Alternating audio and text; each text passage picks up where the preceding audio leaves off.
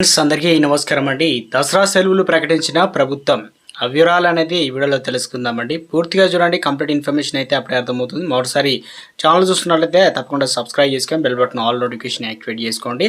ప్రభుత్వం నుంచి వచ్చే లేటెస్ట్ అప్డేట్ అందరికంటే ముందుగానే అందించడం జరుగుతుంది. అదేవిధంగా చూస్తున్నారు కానీ లైక్ చేయడం మర్చిపోతున్నారు. దయచేసి లైక్ చేయండి. మీరు లైక్ చేయడం వల్ల ఇన్ఫర్మేషన్ మరింత మందికి తెలుస్తుంది అనమాట. ఇక లేట్ చేయకుండా వీళ్ళకైతే వెళ్ళిపోదామండి మనం.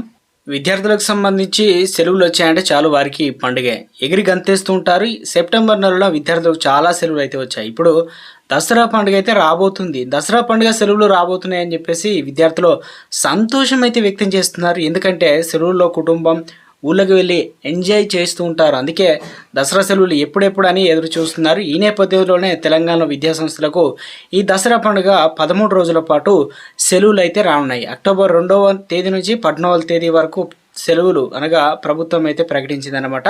15వ తేదీన పాఠశాలలు అయితే రీఓపెన్ అయితే కానున్నాయి. అక్టోబర్ 2వ తేదీన గాంధీ జయంతితో సెలవులు మొదలు కానున్నాయి. ఆ తర్వాత నుంచి బతుకమ్మ, దసరా సెలవులు ఉంటాయని విద్యాశాఖ అధికారులు అయితే తెలియజేశారు.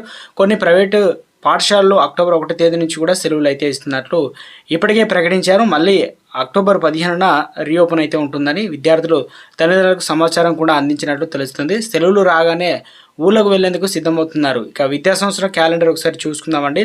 తెలంగాణలో సర్కారు మే 25వ తేదీన 2024-25 విద్యా సంవత్సర క్యాలెండర్ అయితే విడుదల చేసింది.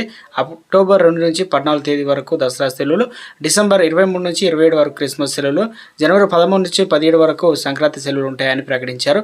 ఇక 2025లో ఏప్రిల్ 23వ తేదీ వరకు పాఠశాలలు కొనసాగుతాయని, 2025 ఫిబ్రవరి 20వ తేదీలోపు 10వ తరగతి ప్రీ ఫైనల్ పరీక్షలు పూర్తి చేయనున్నట్లు తెలిపిందనమాట. 2025లో మార్చిలో 10వ తరగతి వార్షిక పరీక్షలు అయితే నిర్వహించబోతున్నారనమాట.